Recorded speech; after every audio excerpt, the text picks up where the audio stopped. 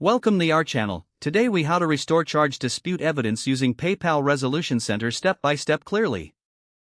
To start, open your web browser and navigate to the PayPal website. Log into your PayPal account using your credentials.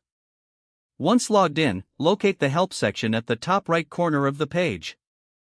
Click on Help, then choose Resolution Center from the drop-down menu.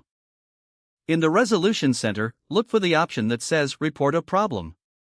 Select Report a Problem to proceed to the next page.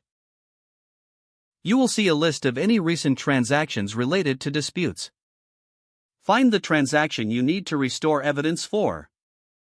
Click on the transaction to view more details. Next, select the option that says Add Evidence or Add More Information. Here, you can upload any supporting documents or evidence related to your dispute. Make sure the files are in an acceptable format, such as PDF or image files.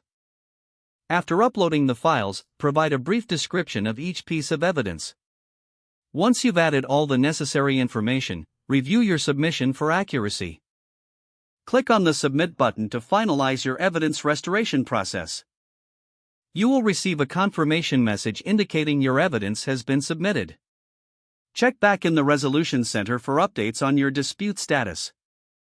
Keep any communication from PayPal in mind throughout the process. If the page does not load, refresh the browser or try again in a private or incognito window.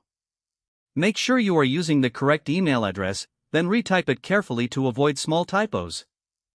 If your password is not accepted, use the Reset option and create a new strong password you can remember. Check your spam folder for verification or security emails, then complete any requested confirmation steps. Enable two-factor authentication if available to improve account security and reduce unauthorized access risk. After signing in, review your profile details so your contact information and settings are accurate and current. If you see an error message, note it down and try again after restarting your device and internet connection. Log out when you finish, especially on shared devices, to keep your account and payment information secure. If the page does not load, refresh the browser or try again in a private or incognito window. Make sure you are using the correct email address, then retype it carefully to avoid small typos. If your password is not accepted, use the Reset option and create a new strong password you can remember. Check your spam folder for verification or security emails, then complete any requested confirmation steps. Don't forget to like this video and subscribe to our channel for more step-by-step tech guides.